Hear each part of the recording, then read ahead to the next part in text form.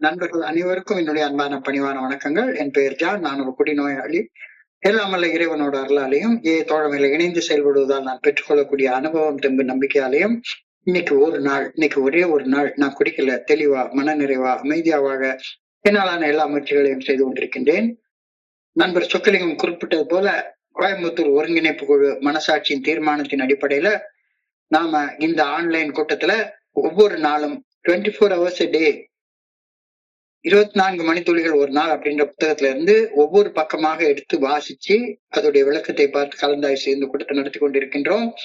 அதன் தொடர்ச்சியாக இன்றைக்கு நாம அடைந்திருக்கிற பக்கம் ஏப்ரல் 8. ஏஏ தோழமையின் இன்றைய சிந்தனை. ஏஏ தோழமையில் இணைந்த பின் முதலாக நம்மையே நாம் குடிநோயாளிகள் என்று இனம் கண்டு ஒப்புக்கொள்ளவும் செய்தோம். அதன் பின்னர் இரண்டாவதாக நம்மை விட உயர்ந்ததொரு ஆற்றலின் இருத்தல் நம்முள் இருந்து நம்மை இயக்குவதை ஐயமின்றி ஏற்றுக்கொண்டதால் இழந்து போயிருந்த நம்பிக்கையை நாம் மீண்டும் பெற்றுக்கொண்டோம். நாம் உதவியற்று இருந்த நிலையை ஒப்புக்கொண்டு இறையர் பேராற்றலிடம் உதவி நாடி சென்றோம். நமது வாழ்வை இறையர் பேராற்றலது பாதங்களில் சமர்ப்பணம் செய்தோம். இறையர் பேராற்றலிடம் நமது குடிநோய் பிரச்சனையை சமர்ப்பணம் செய்துவிட்டு அந்த பிரச்சனையை அங்கேயே விட்டுவிட்டோம். நமக்கு உதவ எல்லாம் வல்ல இறை பேராற்றலின் வழிகாட்டுதலால் இழந்து போயிருந்த நம்பிக்கையை மீண்டும் பெற்றுக்கொண்டோம். இழந்திருந்த எனது நம்பிக்கையை நான் மீட்டுக் கொண்டு விட்டேனா? இன்றைக்கான தியானம். இறையர் பேராற்றலை உணர்வதற்காக எனக்கென தனியாக ஒரு புனிதமான இடத்தை நான் உருவாக்க வேண்டும். இறையர் பேராற்றலின் இருத்தலை ஐயமின்றி ஏற்றுக்கொண்ட மனிதர்கள் தனித்தன்மை வாய்ந்தவர்கள். எனது நம்பிக்கையின் பொருட்டு பிறரால் நான் அறிவிலி என அழைக்கப்பட்டாலும் அதற்கு நான் தயாராக இருத்தல் வேண்டும். தனித்து நின்று இவ்வுலக நாகரிக பழக்கங்களில் இருந்து ஒதுக்கி இருந்து இறையர் பேராற்றலின் நல்ல ஒழுங்கான வழிகாட்டுதல் எனக்குள் வர அனுமதிக்க வேண்டும். இறையர் பேராற்றலின் இருத்தலை ஏற்பதால் பெரும் உறுதியான நம்பிக்கையால் என் வாழ்விற்கு தனிப்பட்டதொரு முத்திரையை நான் உருவாக்க வேண்டும். நேர்மை, தூய்மை, தன்னலமின்மை, அன்பு, நன்றியுணர்வு, பணிவு ஆகியன அந்த முத்திரைகளாகும். இன்றைக்கான பிரார்த்தனை. எனக்குள் இருக்கும் நம்பிக்கையை என் சக மனிதர்களுக்கு எடுத்துக்காட்ட எந்த நேரமும் நான் தயாராக இருத்தல் வேண்டும் என இறைவனை அன்புடன் வேண்டுகின்றேன். நம்பிக்கை அற்றவர்களின் வாதங்கள் என்னை நம்பிக்கை இழக்க செய்துவிடக் கூடாது என்பதற்காகவும் வேண்டுகின்றேன். சார், நன்றிங்க சார். நன்றி நன்றி நன்றி நன்றி விமல்குமார். நன்றி விமல்குமார். நண்பர்கள் அனைவருக்கும் என்னுடைய அன்பான பணிவான வணக்கங்களை மீண்டும் ஒரு முறை தெரிவித்துக் கொள்றேன். என் பெயர் ஜான்.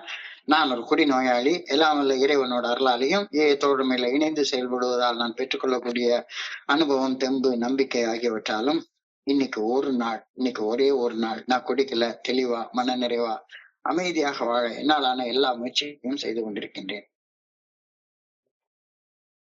கடந்த 3 நாட்களாக பர்சனாலிட்டி ப்ராப்ளம்ஸ், ஆளுமை கோளாறுகள், குணக்கோளாறுகள், குறைபாடுகள், இதுகளை பத்தியே ஒரு சிந்தனை கொடுக்கப்பட்டிருந்தது. ஒரு தனி மனிதனின் ஆளுமை கோளாறுகள், பர்சனாலிட்டி ப்ராப்ளம்ஸ் தான் குடிநோயின் அடிப்படை காரணம் அப்படின்னு 3 தினங்களாக நாம சிந்திச்சுட்டே இருக்க வச்சாங்க. நாம கட்டுப்பாடு இல்லாம குடிக்கிறது நமக்குள்ளார பதிஞ்சு போயிருக்கக்கூடிய அந்த பர்சனாலிட்டி ப்ராப்ளம்ஸ், ஆளுமை கோளாறுகள், குணக்கோளாறுகள், குறைபாடுகள் ஆகியவற்றுடைய சின்ன வெளிப்பாடு அப்படின்னு கருத்து ரொம்ப ஆழமாக கடந்த 3 தினங்களாக சொல்லிக்கிட்டே இருந்தது. ஸோ ஒரு மனிதன் தன்னுடைய குணக்கோளாறுகள்ல, குறைபாடுகள்ல, தன்னுடைய ஆளுமை கோளாறுகள்ல, பர்சனாலிட்டி ப்ராப்ளம்ஸ்ல இருந்து விடுபடுவதற்கு பரிந்துரைக்கப்பட்ட செயல் திட்டம் தான் தோழமை பரிந்துரைக்கக்கூடிய 12 படிகள் அடங்கிய மீட்படையும் செயல் திட்டம் அப்படின்றத நேற்றுக்கு ரொம்ப ஆழமாக விளக்கி சொல்லியிருந்தாங்க. 12 படிகள் அடங்கிய மீட்படையும் செயல் திட்டத்தின் முதல் படியில ஒரு குடிநோயாளி தன்னுடைய யதார்த்தமான நிலையை கண்டுணர்ந்து தன்னையே ஒரு குடிநோயாளி என்று ஒப்புக்கொள்வதில் தான் அவனுடைய குடிநோயின் பாதிப்புகள் இருந்து மீட்படையும் பயணத்துல முதல் அடியே எடுத்து வைக்கிறான். ஃபர்ஸ்ட் ஸ்டெப் எப்ப? தன்னுடைய வாழ்க்கையை பின்னோக்கி பார்த்து, நான் ஒரு கோளாறு பிடிச்ச மனுஷன், அந்த கோளாறுனாலதான் இந்த மாதிரி குடிச்சிட்டு அலையிறேன் அப்படின்ற அந்த உண்மையை ஒப்புக்கொள்றதுலதான் அந்த சோபர் ஜேர்னியோடைய மன தெளிவுடனான வாழ்க்கையை நோக்கிய பயணத்துல முதல் அடியவே ஒரு குடிநோயாளி எடுத்து வைக்கிறான் அப்படின்றத நாம புரிஞ்சுக்கிட்டோம். முதல் அடியை எடுத்து வைத்து விட்டால் பயணம் ஆரம்பமாகுமே என்று முடிவுக்கு வந்துடாதுல்ல. ஃபர்ஸ்ட் ஸ்டெப் தான் எடுத்து வச்சிருக்கிறேன், அவ்வளவுதான் முடிஞ்சு போச்சு அப்படின்னு நான் சொல்ல முடியாதுல்ல. ஃபர்ஸ்ட் ஸ்டெப் தான் ஆரம்பிச்சிருக்கு. இப்போ பயணத்துல இன்னும் நிறைய தூரம் போக வேண்டியிருக்கும். இப்போ முதல் அடியை எடுத்து வச்சதுக்கு அப்புறமா ரெண்டாவது அடி என்ன அப்படின்ற அந்த சிந்தனை தான் இன்றைக்கு சிந்தனையுடைய முதல் வரியாக கொடுக்கப்பட்டு வச்சிருக்கு. முதல் சிந்தனைய நம்ம தெரிஞ்சுக்கிட்டோம். நாம கோளாறு பிடிச்ச ஒரு மனுஷன். அந்த கோளாறுனாலதான் நம்ம ஒரு மிதமிஞ்சிய கட்டுப்படுத்த முடியாத குடிச்சிட்டு அலையிறோம் அப்படின்றத தெரிஞ்சுக்கிட்டு குடிநோயாளி என்று ஒப்புக்கொண்டு குடிக்கிறது விலகி வாழ ஆரம்பிக்கிறது நம்முடைய ஆளுமை கோளாறுகள்ல இருந்து விடுபடுவதற்கான முதல் படி. ரைட்டு. இப்ப ரெண்டாவது படி என்ன? Second, alcoholic recovers faith in a power greater than themselves. சிம்பிளான வார்த்தை. செகண்ட், இரண்டாவதாக ஒரு குடிநோயாளி தன்னுடைய இழந்து போயிருந்த நம்பிக்கையை மீட்டெடுத்துக் கொள்கின்றான். அப்படின்ற கருத்தோட இன்னைக்கு சிந்தனையை ஆரம்பிச்சு வச்சிருக்காங்க. Second, alcoholic recovers faith in a power greater than himself. So, முதல் அடியில ஒரு குடிநோயாளி தனக்கு சக்தி இல்ல, தன்னுடைய உணர்வுகளை கட்டுப்பாட்டுக்குள்ளார வச்சுக்கொள்ள முடியல அப்படின்னு மனதார ஒப்புக்கொள்ளும் போது மிக இயல்பாக தன்னை விட வலிமை பொருந்திய ஒரு சக்தியின், தன்னை விட வலிமை பொருந்திய ஒரு ஆற்றலின் இருத்தலை ஏற்றுக்கொள்கிறான் அப்படிதானே அர்த்தம். நல்லா யோசிச்சு பாருங்களேன். ஐ ஆம் பவர்லெஸ் அப்படின்னு சொன்னா, நான் எனக்கு சக்தி இல்ல, என்னுடைய வாழ்க்கையை கட்டுப்படுத்த முடியல அப்படின்னு நான் சொல்ற நேரத்திலேயே என்ன அறியாம எனக்கு அப்பாற்பட்ட ஒரு சக்தியோடைய உதவி இல்லாம என்னால வாழ முடியாது அப்படின்ற உண்மையை ஒப்புக்கொள்றது தானே எனக்கு சக்தி இல்லைன்னு ஒப்புக்கொள்றது. நான் வாழணும்னா எனக்கு அப்பாற்பட்ட ஒரு சக்திய என்னுடைய வாழ்க்கைக்கு ஆதாரமாக நான் கண்டுகொள்ளணும். என்னுடைய சொந்த சக்தியால நான் வாழ முடியாது அப்படின்ற உண்மையை தான் நான் ஒப்புக்கொள்றேன். ரெண்டாவதாக இயல்பாக, ரொம்ப இயற்கையாக எனக்கு சக்தி இல்லை அப்படின்னு நான் ஒப்புக்கொள்ளும் போது, என்னுடைய உணர்வுகளை கட்டுப்பாட்டுக்குள்ளார வச்சுக்கொள்ள முடியவில்லை என்று மனதார ஒப்புக்கொள்ளும் போது மிக இயற்கையாக என்னை விட வலிமை பொருந்திய சக்தியின் இருத்தலை நான் ஏற்றுக்கொள்வேன். இல்லைன்னா வாழ முடியாது நான். ரொம்ப இயற்கையாக இயல்பாக முதல் படியில நான் ஒரு செயலை செய்யும் போது ஆட்டோமேட்டிக்கா ரெண்டாவது படியில கால் எடுத்து வச்சிடுறேன். ரெண்டாவது படியில கால் என்ன அறியாம எடுத்து வச்சிருவேன். சோ இங்க ரொம்ப பெரிய முக்கியமான விஷயம் என்னன்னு பார்த்தா, ஏய தோழமை இதுதான் உயர்ந்த சக்தி அப்படின்னு எதையும் குறிப்பிட்டு சொல்லவே இல்லை. உயர்ந்த சக்தி அப்படின்ற ஒரு வார்த்தைய உபயோகப்படுத்துறாங்க. ஆனா இதுதான் உயர்ந்த சக்தி அப்படின்னு அந்த உயர்ந்த சக்தியை வரையறுத்து சொல்றதுக்கு எந்த வகையான வரையறைகளையும் கொடுக்கவே இல்லை. இதுதான் உயர்ந்த சக்தி அப்படின்னு அந்த உயர்ந்த சக்தியை நம்ப சொல்லி என்னைய கட்டாயப்படுத்தவே இல்லை. சப்போஸ் இதுதான் உயர்ந்த சக்தி அப்படின்னு வரையறுத்து சொல்லி இதை நம்பித்தான் ஆகணும் அப்படின்னு நம்மளை கட்டாயப்படுத்தி இருந்தா வேற ஒரு நம்பிக்கை உள்ளவங்க இங்க வரமாட்டாங்க. இதுதான் கடவுள், கடவுளுடைய பேர் இதுதான், கடவுளுடைய நாமம் இதுதான், கடவுளுடைய உருவம் இதுதான், இதைத்தான் நீ நம்பி ஆகணும் அப்படின்னு கட்டாயப்படுத்தி இருந்தா யாருமே ஃபெலோஷிப்குள்ளார வந்திருக்கவே மாட்டாங்க. அந்த நம்பிக்கை உள்ள கொஞ்சம் பேர் வருவாங்க. இது ஒரு உலகளாவிய தோழமையாக உருவாகி இருக்கிறதுக்கு வாய்ப்பே கிடையாது. சப்போஸ் என்ன போல ஒரு நாத்திகனை எதையாவது நம்ப சொல்லி கட்டாயப்படுத்தி இருந்தா நான் சர்வ நிச்சயமா சர்வ சத்தியமா தோழமை ஏற்றுக்கொண்டு இருந்திருக்கவே மாட்டேன். தோழமை ஏற்றுக்கொள்ளலைன்னா எனக்கு இன்னைக்கு உயிரோடு இருக்கிற வாய்ப்பும் இல்லாம போயிருந்திருக்கும். நான் உயிரோடு இருக்கிறதே மிகப்பெரிய கேள்வியாகவும் இருந்திருக்கும். தோழமை என்னை எந்த ஒரு உயர்ந்த சக்தியை நம்ப சொல்லி கட்டாயப்படுத்தவே இல்லை. இதைத்தான் நம்பணும் அப்படின்னு ஒரு நம்பிக்கை என் மேல திணிக்கல, ஒரு நம்பிக்கை என் மேல கட்டாயப்படுத்தல. ஜென்ரலா ஒரு வேர்டு சொல்லிட்டாங்க, என்னை விட உயர்ந்த ஒரு சக்தி, அவ்வளவுதான். ஜென்ரலா ஒரு வேர்டை சொல்லி முடிச்சுட்டாங்க.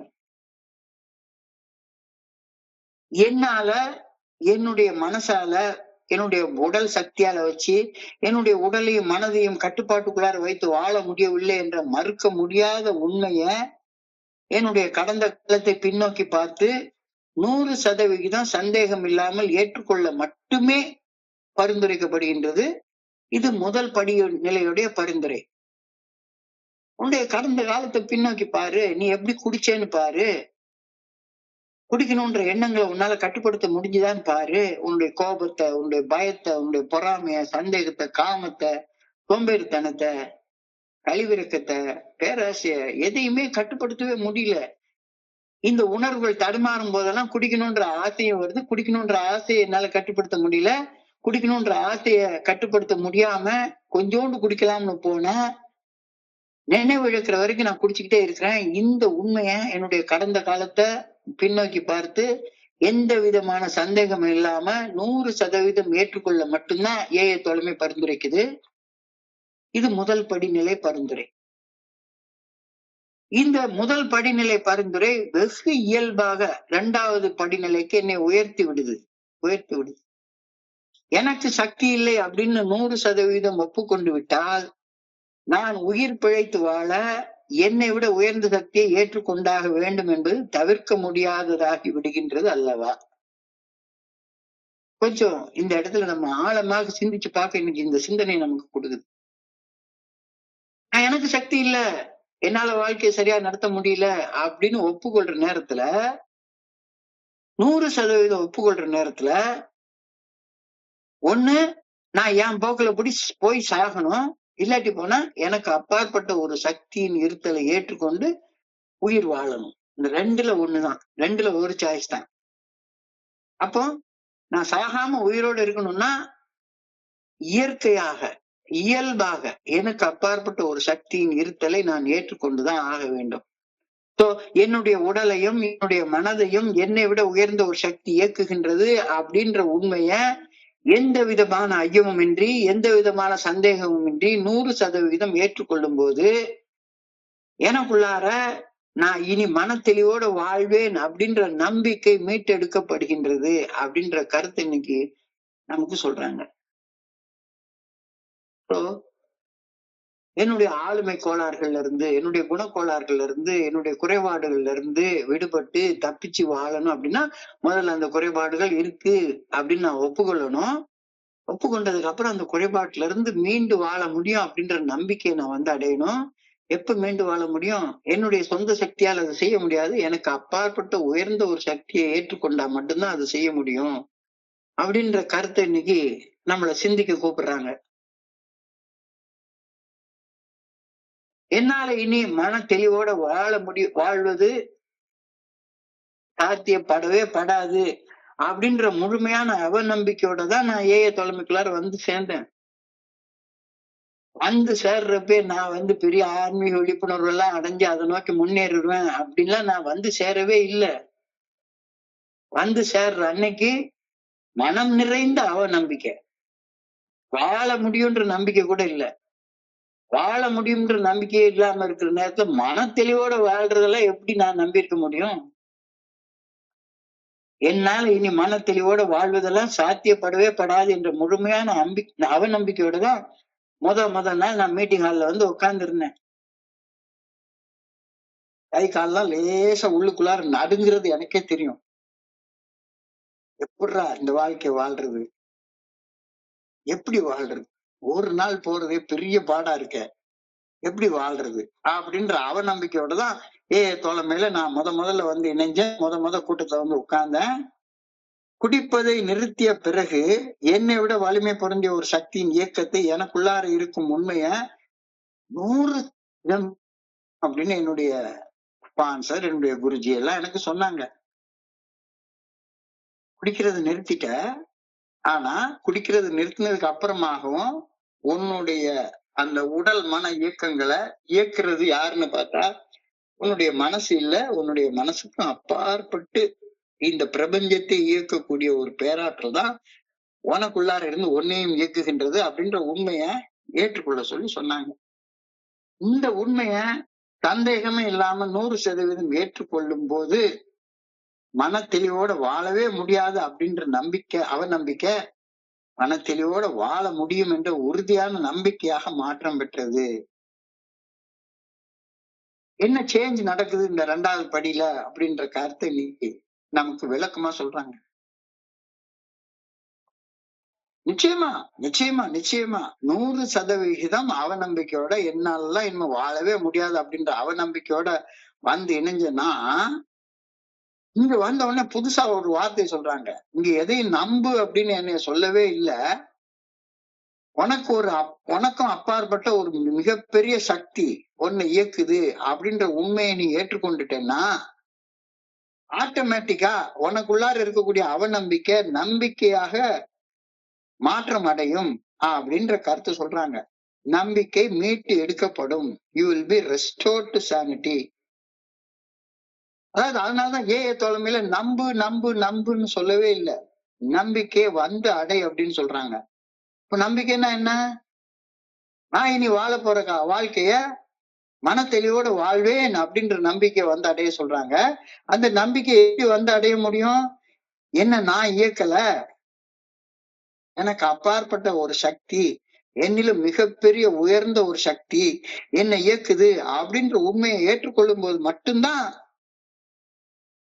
என்னால மன தெளிவோட வாழ முடியும் அப்படின்ற நம்பிக்கை என்னால வந்து அடைய முடியும் அப்படின்னு சொல்றாங்க. சோ அழகா இந்த இடத்துல நல்லா பாருங்க, எனக்கு அப்பாற்பட்ட ஒரு சக்தி எனக்குள்ளார, அது அந்த சக்தி இன்னது அப்படின்லாம் சொல்லவே இல்லை. இந்த உலகத்துல உள்ளவங்க எல்லாம் அந்த சக்திக்கு ஒரு பேர் வச்சிருவாங்க, ஒரு உருவத்தை கொடுத்துருவாங்க. ஆனா தோழமையில ஒண்ணுமே சொல்ல, நீ எதை வேணாலும் நம்பிக்கோ, ஆனா உன்னைய நீ வழி நடத்தல, உன்னைய நீ இயக்கல அப்படின்ற நம்பிக்கைய அப்படின்ற உண்மைய நீ ஏற்றுக்கொள்ளும் போது மிக உறுதியாக உன்னுடைய அவநம்பிக்கை நம்பிக்கையாக மாற்றம் அடையும் அப்படின்னு சொல்றாங்க. அதைத்தான் ரெஸ்டோர்ட் சானிட்டி. Restored sanity. அவநம்பிக்கை நம்பிக்கையாக மீட்டெடுக்கப்படுகின்றது. இந்த கருத்தை தான் இன்னைக்கு சிந்தனையில திரும்ப திரும்ப 2-3 இடத்துல சொல்லியிருக்காங்க. நான் ஆரம்பத்துல வந்து சேர்ந்தப்ப இது என்னையாது, கடவுளுக்கும் நான் குடிக்கிற குடிக்கும், கடவுளுக்கும் இந்த குடிநோயின் பாதிப்புகள்ல இருந்து மீட்படைகிறதுக்கும் என்னையா சம்பந்தம் இருக்க முடியும்? இந்த உலகத்துல கடவுள் கடவுள்னு என்னமோன்னு சொல்றாங்க. அந்த கடவுளுக்கும் நான் குடிக்கிற குடியில இருந்து மீள்வதற்கும் என்ன சம்பந்தம் இருக்க முடியும் அப்படின்னு தான் எனக்குள்ளார நான் யோசிச்சுட்டு இருந்தேன். சம்பந்தமே இருக்கிற மாதிரி எனக்கு தோணவே இல்லை. முதல்ல எனக்கு சக்தி இல்லை என்ற பேருண்மையை ஒப்புக்கொண்டதுக்கு அப்புறமாக எனக்குள்ளார இருந்து என்னை இயக்கக்கூடிய ஒரு உயர்ந்த ஒரு சக்திய நான் ஏற்றுக்கொண்ட போது, நான் என்னை இயக்கல, ஏதோ ஒண்ணு என்னை இயக்குது. நான் சாப்பிடுற சாப்பாட்டை நான் ஜீரணம் பண்ண வைக்கல, ஏதோ ஒரு சக்தி எனக்குள்ளார இருந்து நான் சாப்பிடுற சாப்பாட்டை ஜீரணம் பண்ண வைக்குது.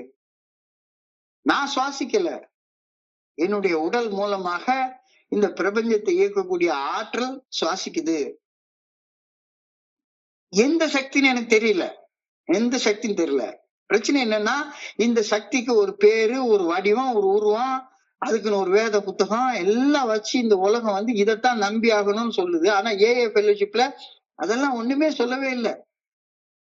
முதல் படியில உனக்கு சக்தி இல்லைன்னு ஒத்துக்கிட்ட ஒரு நேரத்திலேயே ஆட்டோமேட்டிக்கா நான் எனக்கு அப்பாற்பட்ட ஒரு சக்தி என்ன இயக்குது அப்படின்ற உண்மையை நான் என்ன அறியாம ஒப்புக்கொள்றேன்.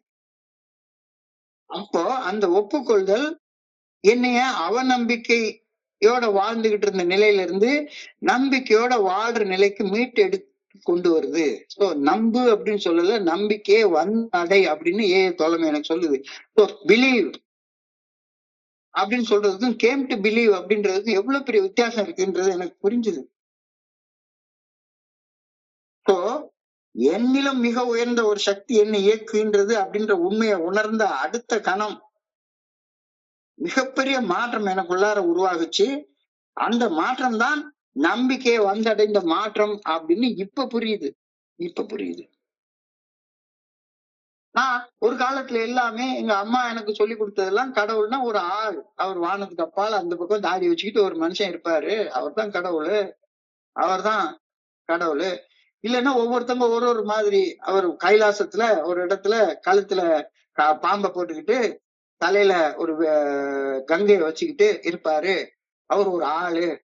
இல்லாட்டி போனா அவர் வந்து கிருஷ்ண பரமாத்மா அல்லது அல்லாஹ் அல்லது புத்தரு அல்லது விநாயகர் அல்லது முருகன், ஏதோ ஒண்ணு. இறைவன் ஒரு ஆள் அப்படின்னு தான் அந்த காலத்துல நினைச்சிட்டு இருந்தேன். அப்படின்ற அந்த உண்மையை நான் மறுத்து கொண்டும் இருந்தேன்.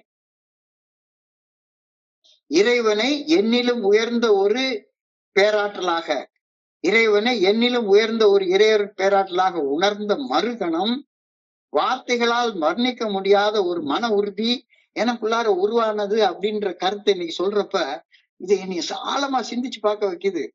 ஆழமா சிந்திச்சு பார்க்க வைக்குது. Principles before personalities. God as a principle, God as a personality. இங்க காட் as a principle அப்படின்னு எனக்கு சொல்லுது.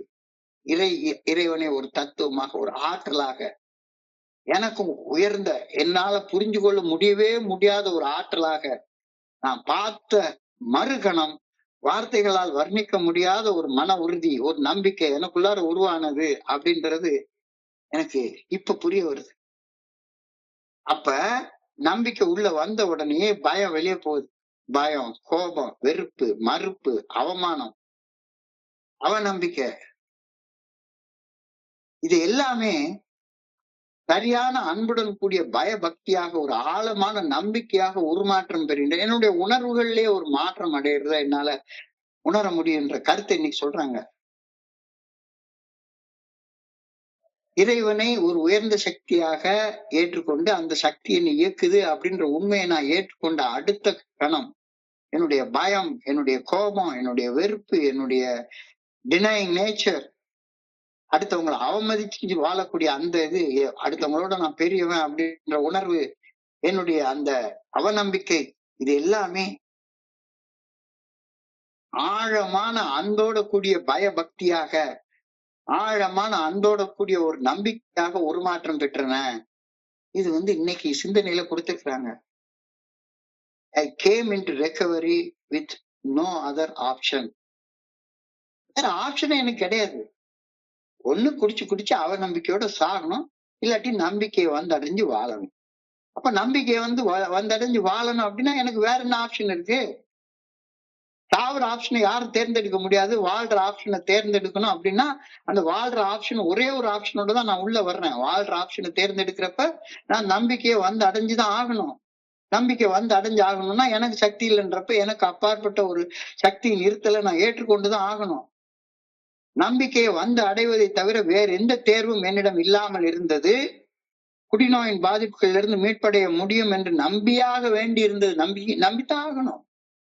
என்னால குடிநோயின் பாதிப்புகள்ல இருந்து மீட்படைய முடியும் அப்படின்ற நம்பிக்கை இல்லாத ஒரு மனிதனால ஃபர்தரா பயணிக்கவே முடியாது. அந்த நம்பிக்கையை வந்தடைய என்னிலும் உயர்ந்த ஒரு சக்தியின் இயக்கத்தை மறுக்காமல் 100% ஏற்றுக்கொண்டாக வேண்டி இருந்தது. அதத்தான் எனக்கு அந்த நேரத்துல பெரிய சிரமமா இருந்தது. இந்த சிரமத்தை தான் பில் டபிள்யூ அழகா ஒரு இடத்துல எழுதுறாரு. லேக் ஆஃப் பவர், சக்தி குறைபாடு, எனக்கு சக்தி இல்லை அப்படின்ற அந்த சக்தி குறைபாடு, lack of power, that was our dilemma. We had to find a power by which we could live, or it had to be a power greater than ourselves. அது என்னுடைய மனசோடைய சக்தியாக, என்னுடைய உடம்புடைய சக்தியாக இருக்க முடியாது. So lack of power, அந்த இது என்னுடைய உடம்பின் சக்தியை மட்டும், என்னுடைய மனசின் சக்தியை மட்டும் வச்சு எல்லாத்தையும் புரிஞ்சு கொண்டு நான் செய்யறதுன்னா என்னைக்கோ செத்து போயிடுவேன். So I had to find a power by which I could live, and it had to be a power greater than myself. So குடிநோயின் பாதிப்புகள் இருந்து மீட்படைய எனக்கு சக்தி இருக்குதா இல்லையா? அந்த காலத்துல அப்படிதான் இருந்தது. எனக்கு சக்தி இல்ல, கொஞ்ச நேரம் இருக்குன்னு தோணும், அப்புறமா கொஞ்ச நேரம் கழிச்சு எனக்கு இல்லைன்னு தோணும். இருக்கு, இல்ல, உள்ள வெளிய அப்படின்ற அந்த விளையாட்டு தான் என்னைய வீணாக்கிட்டு இருந்தது. குடிநோயின் பாதிப்புகள் இருந்து மீட்படைய எனக்கு சக்தி இருக்கா இல்லையா என்ற இருமன தன்மைதான் என்னுடைய பிரச்சனையாக இருந்தது. குடிநோயின் பாதிப்புகள் இருந்து மீண்டு வர என்னிலும் உயர்ந்த சக்தியை நான் கண்டு கொண்டாக வேண்டும். எம்பாட்டிக்கா சொல்றாரு. கண்டு கொண்டாக வேண்டும். அந்த சக்தி என் மனதை கட்டுப்படுத்தும் மனதின் சக்தியை விட உயர்ந்த சக்தியாக இருந்தாக வேண்டும். இது அடிப்படை. நான் என்னுடைய சக்தியை வச்சு, என்னுடைய மனசின் சக்தியை வச்சு என்னுடைய மனசை கட்டுப்படுத்த முடியாதுல்ல. என்னுடைய பைத்தியக்கார மனசை வச்சு அதே பைத்தியக்கார மனசை எப்படி கட்டுப்படுத்த முடியும்? I don't have that power. எனக்கு அந்த பவர் இல்ல. சோ எனக்கு உயர்ந்த ஒரு சக்தியை நான் நம்பி ஆகணும். அந்த சக்தி என்னன்றத நீயே தேடு. உனக்கு உலகத்துல இருக்கக்கூடிய இவர்தான் அந்த சக்தி அப்படின்னு உனக்கு ஒரு பேரோ ஒரு வடிவமோ ஒரு உருவமோ கொடுக்கவே இல்லை. உன்னுடைய உயர்ந்த சக்தியை நீயே தேடு, நீயே புரிஞ்சுக்கோ. எப்படி புரிஞ்சுக்கிறது? But how how to find that higher power? அந்த சக்தியை கண்டுகொள்றதுதான் பெரிய புத்தகத்துடைய மைய கருத்து. அதான் கடவுளை பத்தி மட்டுமே பெரிய புத்தகம் பேசுது. என்னை விட உயர்ந்த ஒரு சக்தியை பத்தி மட்டுமே பேசுது. ஆனா இதுதான் கடவுள்னு ஒரு வார்த்தை கூட சொல்லவே இல்லை. எவ்வளவு அழகாக கொண்டு வந்திருக்காங்கன்னு பாருங்க. பெரிய புத்தகம் முழுக்க கடவுளை என்னை இயக்கக்கூடிய என்னை விட உயர்ந்த சக்திய உணர்றத பத்தி மட்டும்தான் பேசுது. இந்த வழிமுறைகளை பின்பற்றியதன் பலனாக இயக்கக்கூடிய அந்த என்னை விட உயர்ந்த சக்தியை குறித்த ஆன்மீக விழிப்புணர்வை அடையணும் அப்படின்ற ஒரே நோக்கத்தை பத்தி தான் எல்லாமே பேசிட்டே இருக்கோம். ஆனா இதுதான் அந்த சக்தி அப்படின்னு ஒரு வார்த்தை கூட பெரிய புத்தகத்துல சொல்லப்படவே இல்லை. என்னை விட உயர்ந்த சக்தி நான் புரிந்து கொண்ட இறைவன் அப்படின்னு தான் சொல்லுதே ஒழிஞ்சு, இது ரொம்ப ஒரு ஆழமாக பார்க்க வேண்டிய விஷயம். This is where religious people get upset because they think everyone should accept, everyone should submit to their idea of God. இங்கதான் மதவாதிகள் என்ன சொல்றாங்க? நான் சொல்ற கடவுளை நீ ஏத்துக்கொள்ளணும். எந்த மதத்துக்கு போனாலும் சரிதான். இதைத்தான் கடவுள் நீ ஏத்துக்கொள்ளணும், இந்த அடையாளத்தை அணிஞ்சு கொள்ளணும், இந்த சடங்கு செய்யணும், இந்த சம்பிரதாயத்தை செய்யணும் அப்படின்னு சொல்றாங்க. So this is where religious people get upset with AA because they think everyone else should submit to their idea of God. AA does not force anyone to do that. யாரையும் இதைத்தான் நம்புன்னு கட்டாயப்படுத்தவே இல்லை. அங்கதான் ஒரு ஈர்ப்பு, ஒரு அட்ராக்ஷன் இருக்கு. நான் சின்ன குழந்தையாக இருந்தப்ப ஏன் தோழமையில வந்து இணைஞ்சிருக்கிற பெரிய குழந்தையாக வந்து ஆகுற வரைக்கும் கூட கடவுளை ஒரு சக்தி வாய்ந்த மனித ஆளுமையாக மட்டும்தான் கற்பனை செய்து கொண்டிருந்தேன். அந்த கற்பனைய என்னால ரொம்ப காலம் மாற்றவே முடியல. கடவுள்னா எனக்கு கற்பனையில தாடி வச்ச ஒரு ஆளு அல்லது வேற ஏதோ ஒரு உருவம் தான் வருது, ஏதோ ஒரு நாமம் தான் வருது. கடவுளை என்னை விட உயர்ந்த சக்தியாக என்னால பார்க்க தெரியவே இல்லை. ஃபெலோஷிப்ல வந்த அப்புறம் தான் எனக்கு அந்த கடவுளை என்னை விட உயர்ந்த ஒரு சக்தியாக, ஹையர் பவர், நிஜத்துல இறையர் பேராற்றலை என்னால புரிஞ்சு கொள்ள முடியவே இல்லை. என்னடா இது, என்ன பண்ணனாலும் சரிதான், அது என்ன உயர்ந்த சக்தி? எல்லாரும் உலகம் முழுக்க 199 இல்ல 1999 பேர் அதை ஒரு பெயர் வச்சு ஒரு நாமம் வச்சு அதை இப்படி செஞ்சாதான் பண்ண முடியும்னு சொல்றாங்க. ஆனா இங்க மட்டும் வேற என்ன சொல்றாங்க? அது எனக்கு புரியவே இல்லை. சோ the human tendency அப்படின்னு சொல்றாரு. the human tendency is to fashion God in our image. ஒரு சின்ன கேள்வியை கேட்பாரு என்னுடைய குருஜி. மனுஷன் கடவுளை படிச்சாரா, கடவுள் மனுஷனை படிச்சானா அப்படின்ற கேள்வியை கேட்டா, இந்த உலகத்துல இருக்கக்கூடிய எல்லா கடவுள்களையும் மனுஷன் தான் வரைஞ்சு வச்சிருக்கான், சிலையாக வடிச்சு வச்சிருக்கான். சோ மனுஷன் கடவுளை தன்னுடைய இமேஜ்ல தான் அவனால வடிக்க முடியும். வேற என்ன அவனுக்கு தெரியும்? ஒரு ஆற்றுல எப்படி அவன் ஒரு உருவமாக வரைய முடியும்?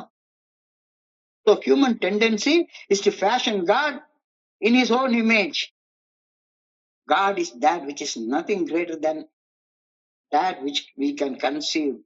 என்னால கற்பனையில பார்க்க முடியறதற்கு மிக மிக மிக மிக உயர்ந்த ஒரு சக்தி தான் கடவுள்.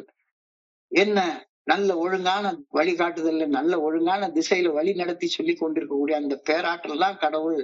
அந்த ஆற்றலை என்னால என்னுடைய மனித அறிவால கற்பனையில கூட பார்க்க முடியாது. The energy, the glue, the power of source that we all know, depth, the fullness, the vitality of life, highest of the high, lowest of the low அப்படின்னு ஒரு வார்த்தை சொல்றாரு. highest of the high, lowest of the low, and everything in between, alpha, omega, and all in between. எல்லாமே அங்கதான்.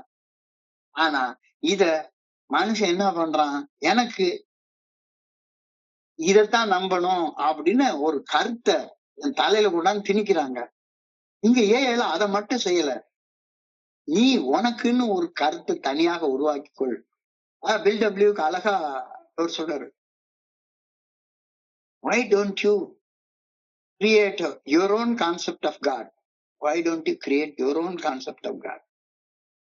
இறைவனை பற்றிய ஒரு கருத்தை உனக்குள்ளார நீயே ஏன் உருவாக்கி கொள்ளக்கூடாது? அந்த பேராற்றல் எல்லா அணுக்களையும் இணைக்கக்கூடிய இணைப்பு சக்தி, சக்தியின் அடி ஆதாரம், முழுமை, பரிபூர்ணம், எல்லாமே எல்லாமே.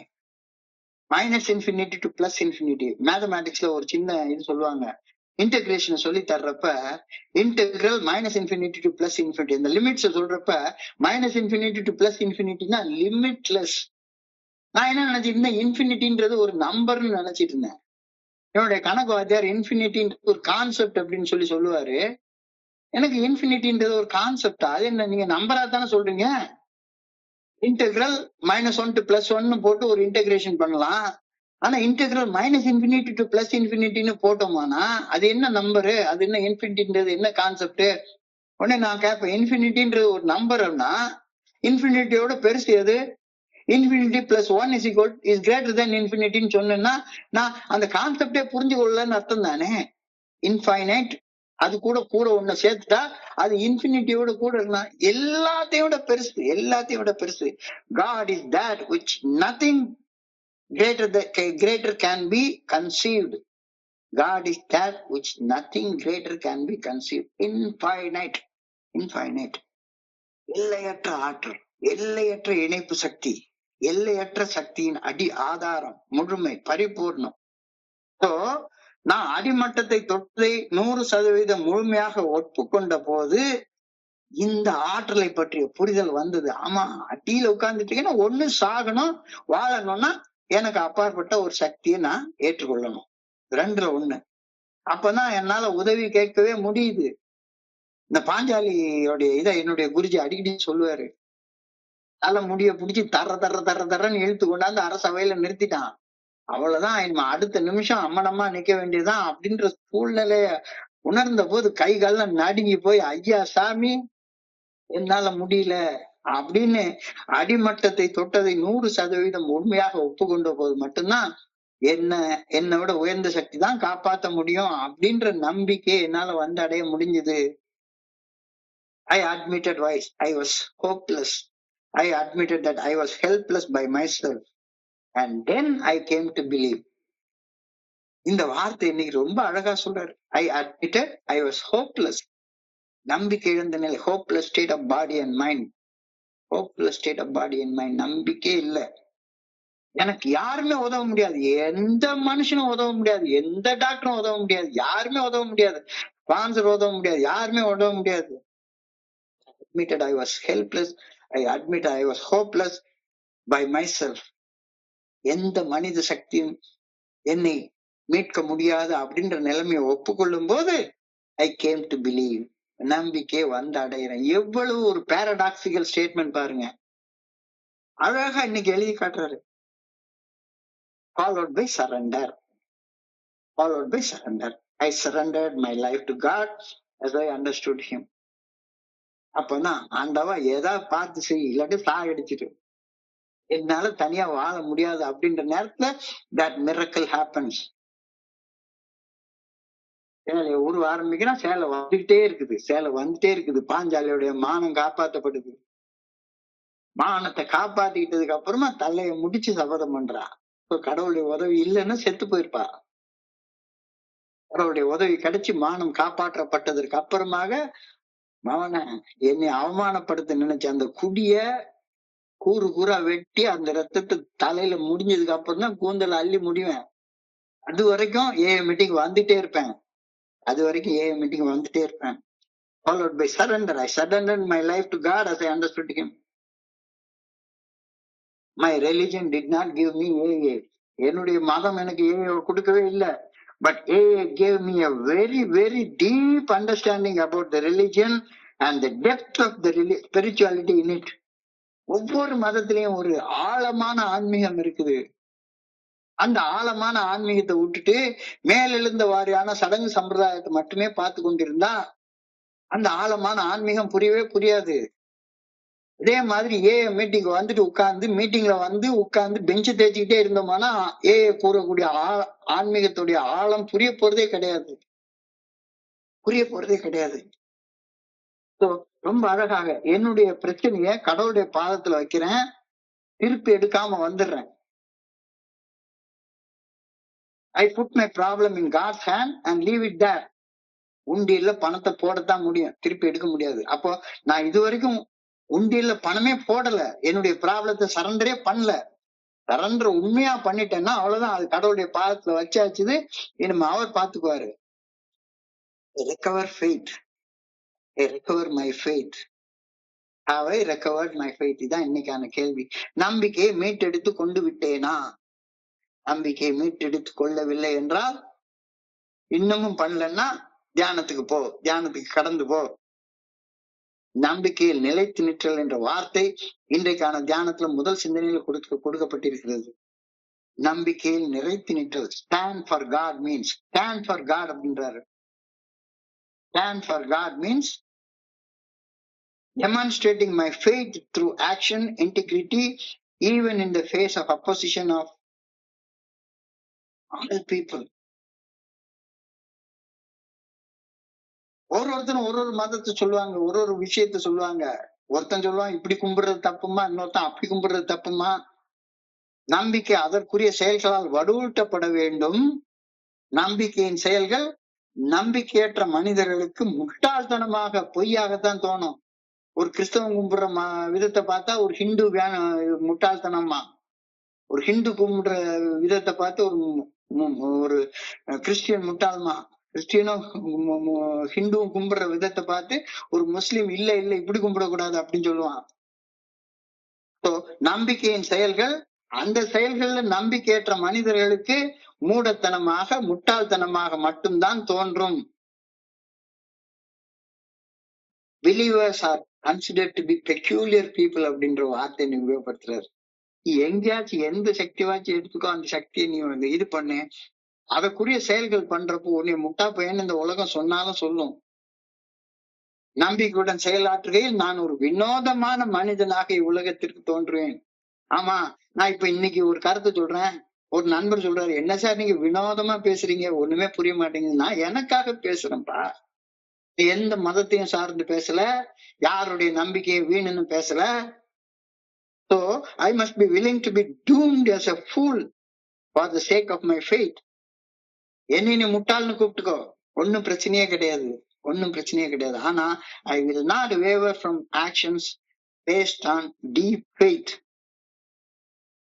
என்ன முட்டாள்னு வேணா கூப்பிட்டுக்கோ. ஒரு நண்பர் சொன்னாரு, இன்னமும் ஏன் உன்னை குடி நோயாளின்னு சொல்லிட்டே இருக்கிற, 70 வயசுல குடிக்காம இருந்து என்னத்தை கொண்டு போற, இப்பதான் பணம் வச்சிருக்கல, கொஞ்சம் குடிச்சு பாரு அப்படின்னு ஒரு இடத்துல சொல்றாரு. குடிக்காம இருக்கிறது பைத்தியக்காரன் அப்படின்னு என்னுடைய ஒரு ஃப்ரெண்டு சொல்றான். குடிக்காம மீட்டிங் உட்காந்துட்டு 29 வருஷமா உட்காந்து இந்த மாதிரி உட்காந்து 24 hours a day புத்தகத்தை எடுத்துக்கிட்டு என்னமோ ராத்திரியா பேசிட்டே இருக்காங்க, ஒரு பிரயோஜனம் இல்ல அப்படின்னு சொல்லக்கூடிய மனுஷனை பார்த்து பைத்தியக்காரன் எல்லாரும் சொல்றாங்க.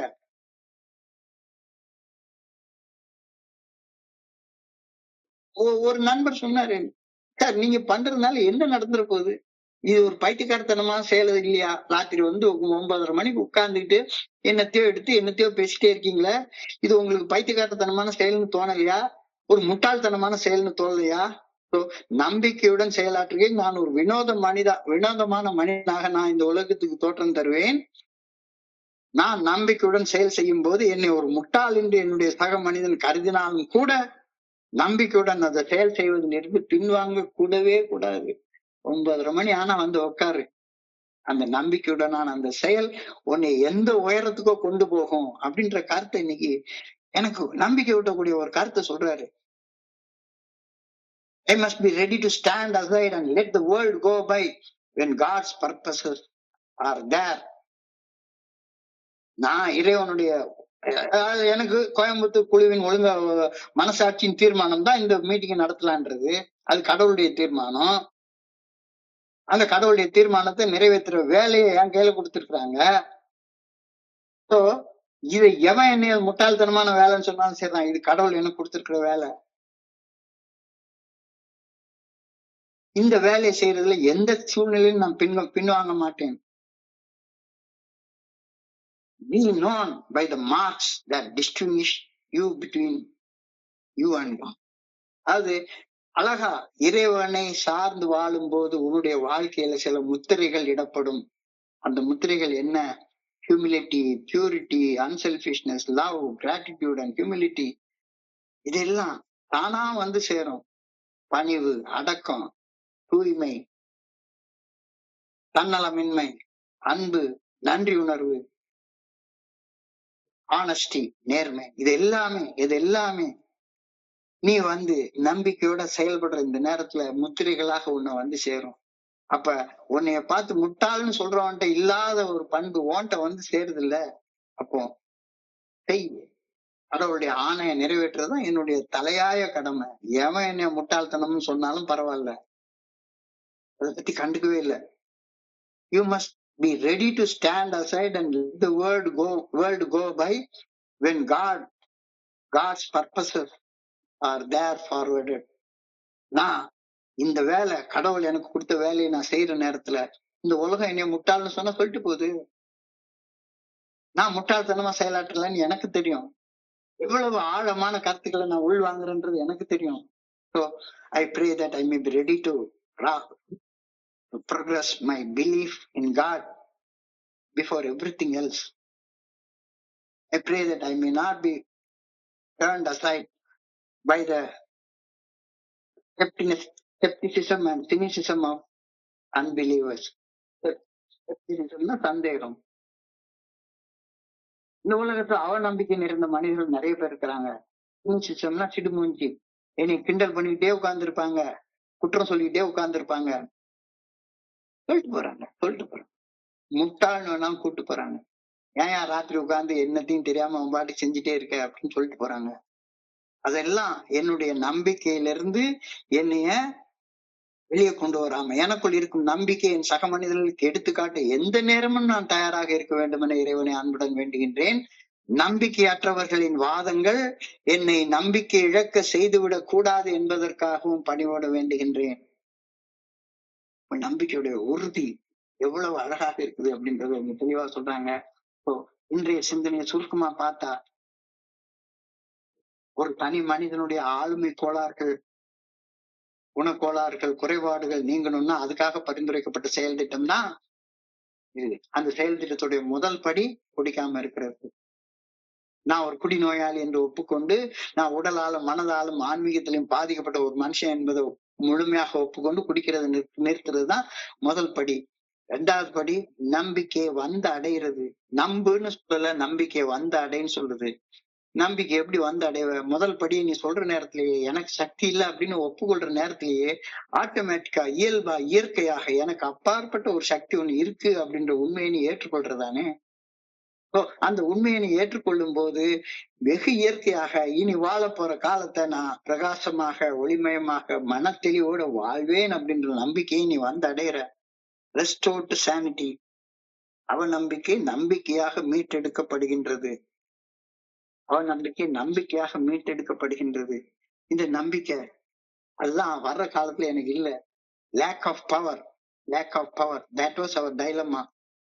We had to find a power by which we could live, and it had to be a power greater than ourselves. அந்த பவர் என்ன? அதை பத்தி விளக்கமே இங்க வேண்டாம். அந்த பவர் உனக்குள்ளார இருக்கு அப்படின்னு நீ ஏற்றுக்கொள். அந்த பவர் எனக்குள்ளார இருக்கிறதுனால மட்டும்தான் நான் உயிரோடு இருக்கேன் அப்படின்றத ஏற்றுக்கொள். ஆட்டோமேட்டிக்கா உனக்குள்ளார இருந்து ஒரு நம்பிக்கை பிறக்கும். அந்த எனர்ஜி எனக்குள்ளார ஒருங்கிணைக்கக்கூடிய அந்த குளூ, அந்த இணைப்பு சக்தி, சக்தியின் அடி ஆதாரம், முழுமையான சக்தி, பரிபூர்ணமான சக்தி, -infinity to +infinity and everything in between. இது எப்ப கிடைக்குது? I admitted I was hopeless and helpless of myself, and then I came to believe. நான் என்னால ஒண்ணும் முடியாது அப்படின்னு சொல்ற நேரத்துல, கையை தூக்குற நேரத்துல கடவுளுடைய சேலை எனக்கு வந்து சேருது. கடவுள் என்னை அவமானப்பட விடவே மாட்டார் அப்படின்ற உறுதியான நம்பிக்கை எனக்கு வருது. அப்ப இந்த உலகத்துடைய தீமைகளை எல்லாம் எதிர்த்து போராட முடியும் அப்படின்ற சக்தியும் ஆற்றலும் எனக்கு கிடைக்குது. என்னுடைய பிரச்சனையை கடவுளுடைய பாதத்துல வச்சுட்டு அப்படியே திரும்பி பார்க்காம வந்துரு. எடுத்து போட்டோம் என்னுடைய பிரச்சனைகள் எல்லாம். குடும்பத்துல பணத்தை எரிச்சுட்டா திரும்பி பார்க்காத. உன்னுடைய பிரச்சனையை கடவுளுடைய பாதத்துல வச்சுட்டா திரும்பி பார்க்காம வந்துரு. உண்டியல்ல பணத்தை போடத்தான் முடியும், எடுக்க முடியாது. உன்னுடைய பிரச்சனையை கடவுளுடைய பாதத்துல வச்சுட்டா அவ்வளவுதான், முடிஞ்சு போச்சுது. பிரச்சனை தீர்ந்து போச்சுது. I recover my faith. I recovered. அப்படி ரெக்கவர் பண்ண இல்லைன்னா stand for God. Stand for God. Stand for God means demonstrating faith through actions, integrity, even in the face of opposition of uncultured people. உலகத்துல இதுதான் கடவுளு, நான் சொல்றதுதான் கடவுளு, கடவுள் இப்படித்தான் இருப்பாரு, கடவுள் இப்படித்தான் கும்பிடணும், இந்த சடங்கு செஞ்சாதான் கடவுள் வருவாரு அப்படின்னு சொல்றவங்க எல்லாரையும் அன்கல்ச்சர்ட் பீப்புள்னே சொல்லிட்டாரு. ஒரே வார்த்தையில சொல்லிட்டாரு. ஒரு அன்கல்ச்சர்ட் பீப்புள் இன்னொரு அன்கல்ச்சர்ட் பீப்புளை பார்த்து இவன் தப்பு தப்பா கும்பிடுறான், தப்பு தப்பா பண்றான் அப்படின்னு தான் சொல்லுவான். அப்ப எல்லா நம்பிக்கையோட மனிதர்களும் ஒரு வினோதமான மனிதனா தான் எல்லாருக்கும் தோற்றம் தருவாங்க. அதை பத்தி கவலைப்படாத. உன்னுடைய நம்பிக்கையின்படி நீ நடந்து போயிட்டே இரு, போயிட்டே இரு. அப்ப be known by the marks that distinguish that you are a believer. அந்த மார்க் என்ன? honesty, purity, unselfishness, love, gratitude and humility. நேர்மை, தூய்மை, தன்னலமின்மை, அன்பு, நன்றி உணர்வு, பணிவு, அடக்கம், இதெல்லாம் வேணும் அப்படின்னு ஆண்டவனை கேட்டு வேண்டிக்கோ, வாங்கிக்கோ. கடைசியாக எனக்குள் இருக்கும் நம்பிக்கை என்னுடைய சக மனிதர்களுக்கு எடுத்துக்காட்ட எந்த நேரமும் நான் தயாராக இருக்க வேண்டும் என்று ஆண்டவா உன்னை பணிவோடு வேண்டிக் கொள்கின்றேன்.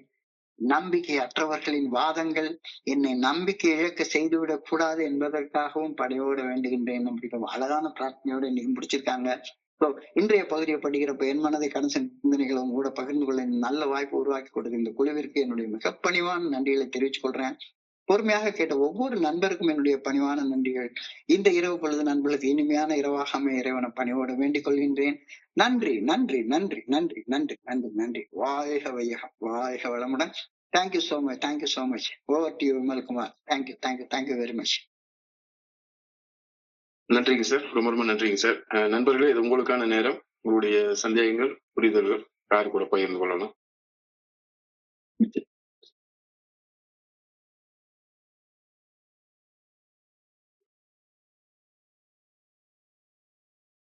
ஐயா வணக்கம், வாழ்க வளமுடன். குடிநோயாளி யோகநாதன் ஐயா, நல்லா இருக்கீங்களா? வணக்கம், வணக்கம், வணக்கம் யோகநாதன். நல்லா இருக்கேன். நீங்க நல்லா இருக்கீங்களா? ஐயா, நல்ல அற்புதமான பகிர்வு. அதுதான் வில்லவிலியோ அது ஜனவரி 3ஆம் தேதி கூட சொல்லியிருக்காரு ஐயா. அந்த சக்தி இல்லைன்னு சில விஷயங்கள்ல உனக்கு சக்தி இருக்குதுன்னு அழகா சொல்றாரு. இறைவனை உணரும் போது இதெல்லாம் புரியுது ஐயா. ஆனால் சில விஷயங்களில் நான் சக்தியற்றவன் அல்ல என்பதை நான் அறிந்து கொண்டேன். என் குணங்களை திருத்திக் கொள்வதிலும் என் எதிர்மறை வாதங்களை மாற்றிக் கொள்வதிலும் எனக்கு சக்தி உண்டு.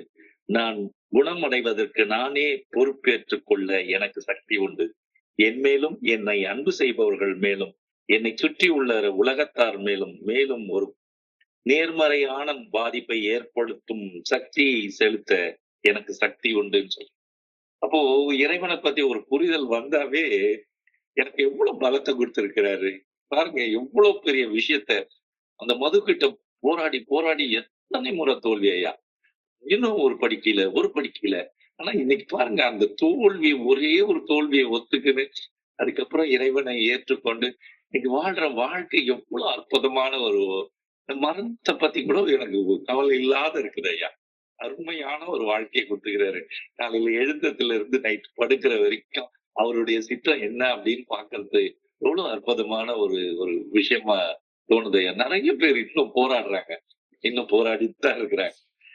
நம்ம பாருங்க எவ்வளவு எளிமையா, நம்புறியா, நம்ப தயாராக இருக்கிறியா, சரியான பாதையில வந்துட்டேனா, வா வா புரிஞ்சுக்கோ, ரிலீஜியஸ் பத்தி சொல்ல, சிந்தனையும் சொல்லும் செயலும் மாற்றங்களை கொண்டு வா. உனக்குள்ள ஏமாற்றம் இல்லாத ஒரு வாழ்க்கையை வாழ முடியும். நேர்மையா இருக்கிறது எவ்வளவு சாதாரணமான ஒரு விஷயம் இப்ப புரியுது ஐயா. எனக்கு நான் உண்மையா இருந்தாவே நேர்மையா கண்டிப்பா வாழ முடியும்ன்றத ஆணித்தரமா சொல்றீங்க. நன்றி ஐயா, நன்றி நன்றி. ஒரு அப்படியே அந்த காதுல ஏதோ தேர்ந்து பாரதியார் பாடுற. நன்றி ஐயா. எத்தனை முறை கேட்டாலும் உங்க குரல் அந்த அந்த எவ்வளவு பலமா எங்களுக்கு அந்த ஸ்ட்ராங்கா கொடுக்குறீங்க ஐயா. அருமையா நம்ம சும்மா வந்து உட்கார்ந்தா போதும், நிறைய கத்துக்கிட்டு போயிடலாம். இன்னைக்கு அதுதான் இன்னைக்கு தினமனம் சிந்தனை கூட சொல்லுது.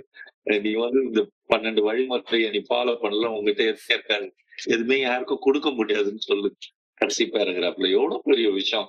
இன்னும் பல வருஷம் வந்துட்டேன் வேலையை பாரு, வீட்டை பாரு, இதை பாரு, அப்படி எத்தனை பேருடைய ஷேரிங் கூட